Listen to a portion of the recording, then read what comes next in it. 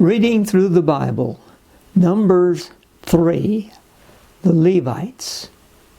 This is the account of the family of Aaron and Moses at the time the Lord talked with Moses on Mount Sinai. The names of the sons of Aaron were Nadab, the firstborn, and Abihu, Eleazar, and Ithamar. These were the names of Aaron's sons, the anointed priests who were ordained to serve as priests. Nadab and Abihu, however, fell dead before the Lord when they made an offering with unauthorized fire before him in the desert of Sinai. They had no sons, so only Eleazar and Ithamar served as priests during the lifetime of their father Aaron. The Lord said to Moses, "Bring the tribe of Levi and present them to Aaron the priest to assist him. They are to perform duties for him and for the whole community at the tent of meeting by doing the work of the tabernacle. They are to take care of all the furnishings of the tent of meeting, fulfilling the obligations of the Israelites by doing the work of the tabernacle. Give the Levites to Aaron and his sons. They are the Israelites who are to be given wholly to him. Appoint Aaron and his sons to serve as priests. Anyone else who approaches the sanctuary must be put to death."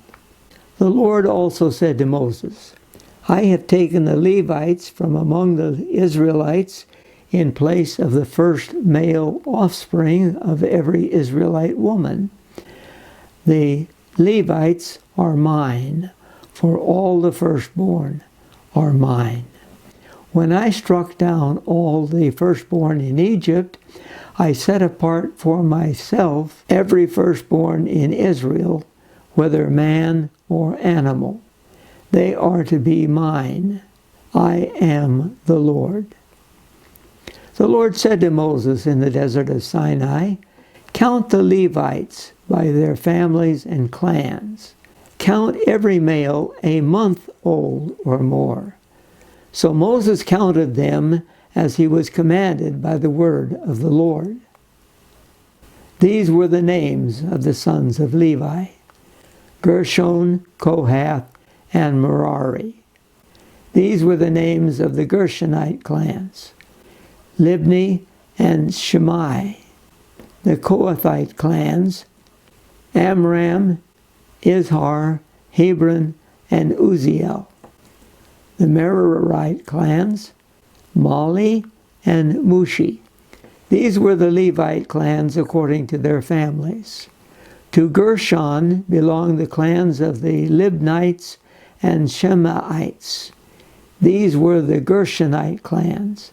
The number of all the males a month old or more who were counted was 7,500.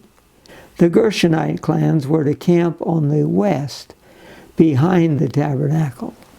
The leader of the families of the Gershonites was Eliasaph, son of Lael.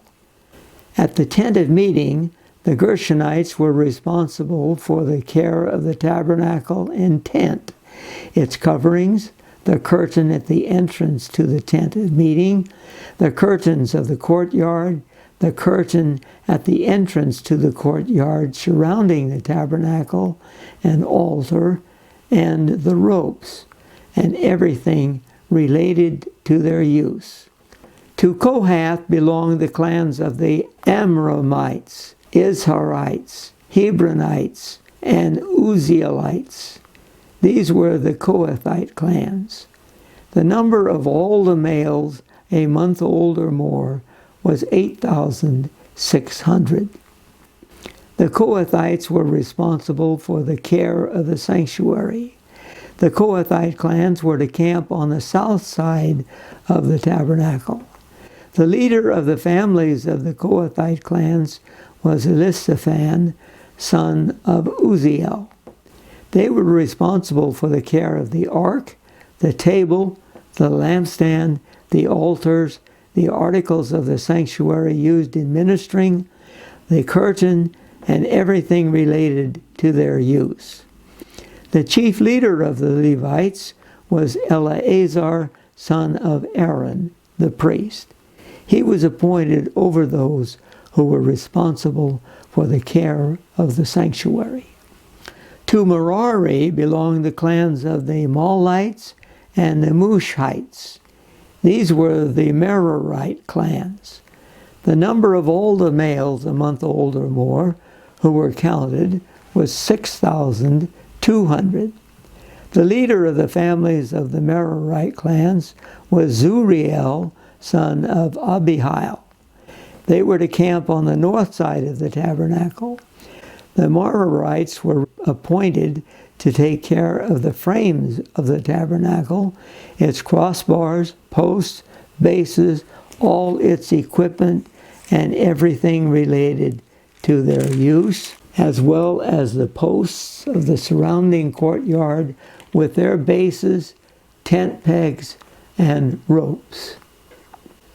Moses and Aaron and his sons were to camp to the east of the tabernacle toward the sunrise in front of the tent of meeting. They were responsible for the care of the sanctuary on behalf of the Israelites. Anyone else who approached the sanctuary was to be put to death. The total number of Levites counted at the Lord's command by Moses and Aaron, according to their clans, including every male a month old or more, was 22,000. The Lord said to Moses, "Count all the firstborn Israelite males who are a month old or more, and make a list of their names. Take the Levites for me in place of all the firstborn of the Israelites, and the livestock of the Levites in place of all the firstborn of the livestock of the Israelites. I am the Lord." So Moses counted all the firstborn of the Israelites as the Lord commanded him. The total number of firstborn males a month old or more, listed by name, was 22,273. The Lord also said to Moses, "Take the Levites in place of all the firstborn of Israel, and the livestock of the Levites in place of their livestock. The Levites are to be mine. I am the Lord. To redeem the 273 firstborn Israelites who exceed the number of the Levites, collect 5 shekels for each one, according to the sanctuary shekel, which weighs 20 gerahs. Give the money for the redemption of the additional Israelites to Aaron and his sons."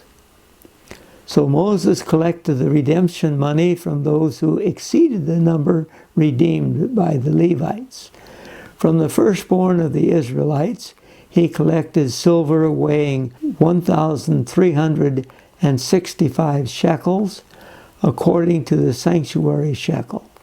Moses gave the redemption money to Aaron and his sons, as he was commanded by the word of the Lord. Here we have all of the Levites that are counted, and the number of Levites are substituted for the firstborn of all of the Israelites.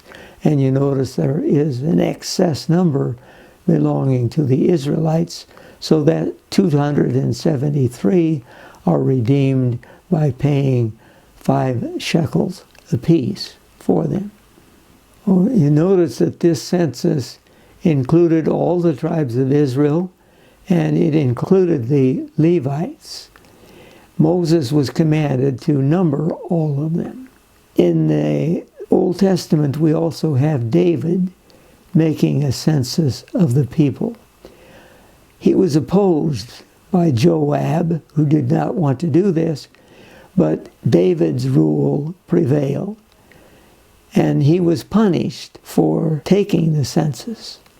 He was taking it so that he could see how strong his army was going to be. This is a case where they are doing the census for another reason, and that is to find out how many people actually participated in the Exodus event. So this was not to determine the number for the same purpose.